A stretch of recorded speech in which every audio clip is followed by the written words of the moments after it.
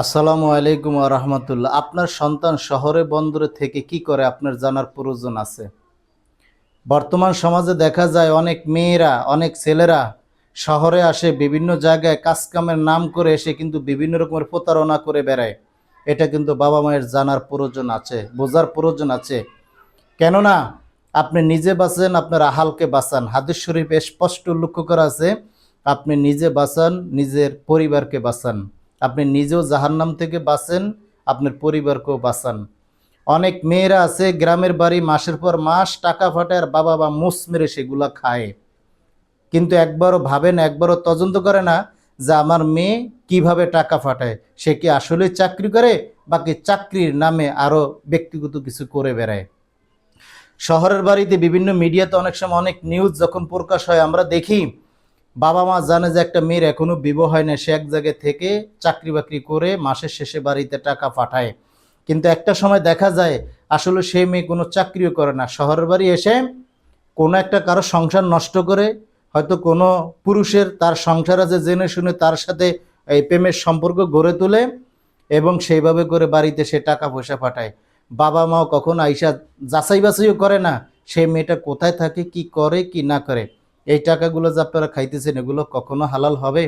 আবার একটা সময় আসে যে যেই লোকের সংসার নষ্ট করলো এই মেয়েটায় পরক্রিয়ার কারণে, সেই পরিবার থেকে যখন চাপ সৃষ্টি করা হয়, এমনও মিডিয়ার মাঝে আমরা প্রকাশ হইতে দেখি সেই মেয়েটা বিভিন্নভাবে আত্মহত্যা করা হয়, গুম করা হয়, বিভিন্ন রকমের নিউজ আমরা দেখতে পাই। পরে বাবা মা বলে যে আমার মেয়ে যে শহরের বাড়ি থাইকা তার যে বিবাহ হয়েছে বা তার বাচ্চা কাছে, এটা আমরা জানি না। কেন আপনারা জানেন না? আপনার সন্তান জন্ম দিয়েছেন, সন্তান বড় হয়েছে, আপনার সন্তান শহরে থাইকা যে আপনারা মাসের পর মাস টাকা দিতেছে, আপনার কি জানার দরকার হয় না যে আমার মেয়েটা কি করতেছে, আমার মেয়েটা কার সাথে থাকে, কোথায় থাকে, মাসের পর মাস যে আমাকে সে টাকা দেয়, কোন অফিসে চাকরি করে? আপনার কি এগুলো একটু জানার দরকার আছে? অবশ্যই জানার দরকার আছে। আমরা যদি প্রত্যেকটা বাবা মা যদি সচেতন হই, তাহলে আমার সন্তানাদি কখনো অপকর্ম করতে পারে না। প্রত্যেকটা মুহূর্তে, প্রত্যেকটা সময় আমরা কেয়ারফুল থাকা দরকার, সতর্ক থাকা দরকার। আমার মেয়েটা কোথায় আছে, কার কাছে আছে, কিভাবে আছে, আসলে কি সে চাকরি করতেছে? আমরা তো জানি আমার মেয়ে বাড়ি থেকে গেছে, শহরে বন্দরে থাকে, সে কি বিবাহ করছে বা করে নেই।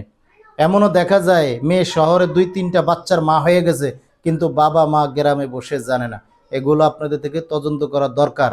মনে রাখবেন, আপনার সন্তানাদি যদি অপকর্ম করে আর আপনি বাবা মা যতই ভালো হন, যেমনই হন না কেন, সন্তানাদির জন্য আপনি দোজখে যেতে পারেন, জাহান্নামের শাস্তি আপনি ভোগ করতে পারেন। কেননা সন্তান তো আপনার।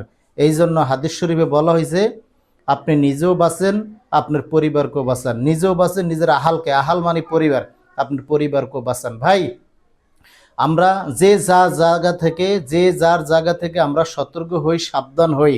আমাদের জানতে হবে আমার সন্তানাদি কি করতেছে, কিভাবে আমাদের জন্য টাকা পাঠাইতেছে, সে কি রোজগার করতেছে। আর আজকে যখন আমরা এই দিক থেকে মানে গুরুত্ব দিতেছি না, ছেলে মেয়ে কোথায় থাকে, একটা সময় বিরাট ধরনের অঘটন ঘটে। তো আমরা প্রত্যেকে যে যার জায়গা থেকে সচেতন হব। আল্লাহ পাক সবাইকে সহিবুজ দান করুক। কাউকে হ্যাও করে বলছি না, ছোট করে বলছি না। দুনিয়াবি যেই সমস্ত জিনিসগুলো ঘটে, এই বিষয়গুলি আপনাদের মাঝে তুলে ধরলাম। সবাই ভালো থাকবেন। আসসালামু আলাইকুম ওয়া রাহমাতুল্লাহ।